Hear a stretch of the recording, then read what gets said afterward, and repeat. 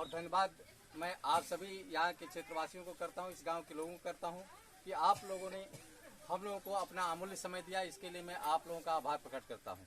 साथ ही दूर दराज से आए हुए मेरे साथियों तथा भीम चर्चा मंडल के जितने भी सदस्य हैं, हमारे संस्थापक माननीय जोगिंद्र लेखपाल साहब, तमाम महासचिव शशि बिंदु जी, संचालक भी हैं हमारे, मैं जितनी भी टीम आए हुए हैं, चाहे वो अनिल कुमार क्रांति जी हों, चाहे रोशन जी हों, जेपी जी हों, पुरुषोत्तम जी हों, मैं आप सबों का आभार प्रकट करता हूं कि आप लोग हम लोगों के साथ कदम से कदम मिला करके आप बाबा साहब डॉक्टर भीमराव अंबेडकर को विचारों को फैलाने का काम करते हैं। इसके लिए मैं आप लोगों को तहे दिल से आभार प्रकट करता हूँ। और यहाँ पर उपस्थित माताएं बहनें जो यहाँ दूर दराज से आई हुई हैं, इस गांव की हैं, मैं आप लोगों का भी आभार प्रकट करता हूँ और आप लोगों से निवेदन भी करता हूँ कि जो माताएं बहनें, चाहे वो गीत के माध्यम से हो, चाहे वो भाषण के माध्यम से, जो भी व्यक्ति अगर बताता है तो उसको विचार करने का काम करें। कहीं न कहीं आप गीत के माध्यम से जो माताएं बहनें गाती हैं, आप उनको गीत के माध्यम से ही गीत समझ करके दिमाग से मत निकाल दीजिए। कहीं न कहीं उनके बातों को, उनके गीतों को आप ध्यान से सुनिए और समझने का काम करिए। बाबा साहब डॉक्टर भीमराव अम्बेडकर ने अपने जीवन में तमाम संघर्ष किए। आज अपने समाज को इकट्ठा करने में हमको मशक्कत करनी पड़ती है।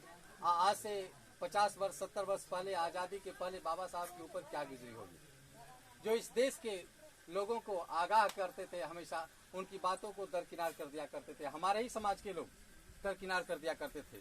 जिस समय भारतीय संविधान, आज हम भारतीय संविधान की बात करते हैं, जिस भारतीय संविधान को बनाने के लिए बाबा साहब भीमराव अम्बेडकर ने काफी प्रयास किया, उसके पीछे बहुत बड़ा एक राज छिपा हुआ है। यहाँ तक कि जितने भी ब्राह्मणवादी व्यवस्था के लोग थे उस समय, बाबा साहब को इतना तक कहे, जैसे सरदार पटेल जी कहे कि बाबा साहब आपको संविधान सभा में हम जाने नहीं देंगे, ताकि अपने लोगों का प्रतिनिधित्व नहीं कर पाएंगे, आपके लिए खिड़कियां नहीं, दरवाजे नहीं, आपको रोशनदान तक बंद कर देंगे, जिसकी वजह से आप नहीं जा पाएंगे। और जब आप नहीं जा पाएंगे संविधान सभा में, तो अपने लोगों के हक की लड़ाई नहीं लड़ पाएंगे, ना ही उसे प्रारूप दे पाएंगे। बाबा साहब ने बड़ा सोचा, विचार किया कि इन ब्राह्मणवादी व्यवस्थाओं के लोगों के बीच हम कैसे जाएंगे। उन्होंने जब चुनाव हुआ, प्रांतीय दल का चुनाव हुआ, जब सदस्य का चुनाव हुआ, तो बाबा साहब ने तमाम पूरे देश में चुनाव लड़े, लेकिन पूरे देश भर में, भारतवर्ष में उनको मात्र 2 सीटें मिली। सोचने वाली बात है कि बाबा हमारे इतने तादाद में रहते हुए लोग, हमें पूरे भारतवर्ष में मात्र 2 सीटें मिली, जबकि 300 कुछ सीटें हुआ करती थी, मात्र 2 सीटें मिली। यानी बाबा साहब हार गए, उसमें उनके 2 लोग हुए। उनको भी चिंता सताने लगी। तो हमारे मुस्लिम समाज के भाइयों ने, जो बंगाल से तमाम लोगों ने विचार किया और अपना त्याग पत्र अपने पद का दे करके, जो कांग्रेस के ही सदस्य थे, मुस्लिम लीग के ही सदस्य थे, उन्होंने त्याग पत्र देकर बाबा साहब को चुनाव लड़ाया। और आप लोगों को एक बहुत बड़ी आभार भी प्रकट करना चाहता हूँ कि बाबा साहब के अपने लोगों ने कुछ समझा और अन्य लोगों ने, जो पिछले समाज के लोगों ने, उनका साथ दिया। और भारतवर्ष में जितने भी प्रांतीय दल का, प्रांतीय सदस्यों का चुनाव हुआ, पूरे भारतवर्ष में बाबा साहब पहले नंबर पर, उतना अधिक मतों से कोई भी चुनाव जीतने वाला नहीं था। आप लोगों को जानकारी होनी चाहिए साथियों। और एक बार फिर और भी बता देना चाहता हूँ कि बाबा साहब जब संविधान सभा में पहुंचे और इसके बाद जब चुनाव होने के बाद संविधान सभा में पहुंचे, तो उन्होंने विचार किया। चले तो सबसे पहले तो उन्होंने उनको संविधान सभा का सभापति बनाना नहीं चाहते थे। इसी कांग्रेस के लोगों ने, तमाम देश के जितने भी समाजवादी व्यवस्था के लोग थे, वो नहीं चाहते थे कि वो संविधान बनाए। पहुंच तो गए थे, लेकिन बनाने नहीं देना चाहते। लेकिन पूरे भारतवर्ष में विद्वानों में अगर गिना जाए, मैं ले चलना चाहता हूँ जहाँ उसको बता रहा हूँ, विद्वानों में गिना तो बस 3 विद्वान थे पूरे भारतवर्ष में जो संविधान सभा को आकार दे सकते थे। सबसे पहले तेज बहादुर सप्रू थे, जो संविधान सभा को आकार दे सकते थे, उतने विद्वान थे।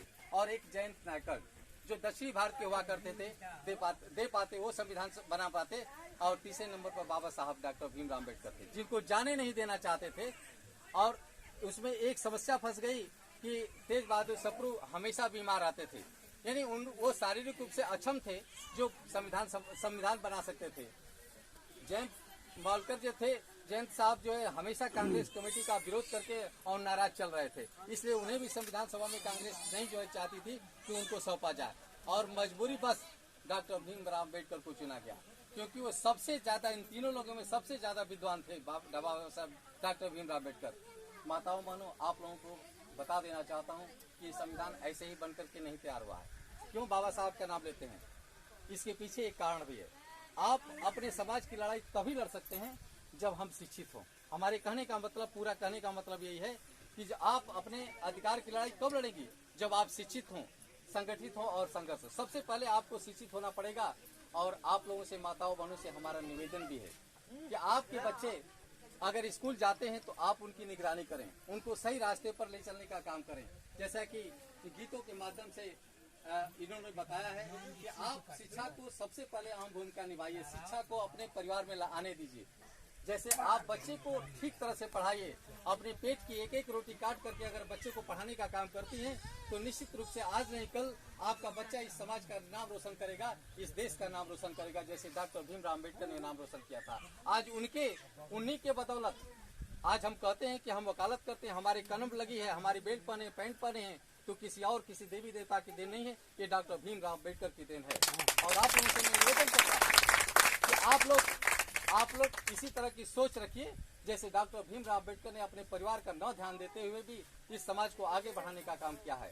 और आप लोगों से गुजारिश है कि शिक्षा में अहम भूमिका निभाते हुए महिला जो है सबसे बड़ी प्राथमिक विद्यालय की सबसे पहली कड़ी है, क्योंकि बच्चा जन्म लेता है तभी से माता उसे सिखाना शुरू कर देती है। चाचा, मामा, नाना, काका, माने पापा सब सिखाना शुरू करती है। उसी तरह से आप अपने बच्चों को पढ़ाने का काम करेंगे। इसी के साथ मैं अपनी बाड़ी को विराम देता हूँ। जय भीम, जय भारत।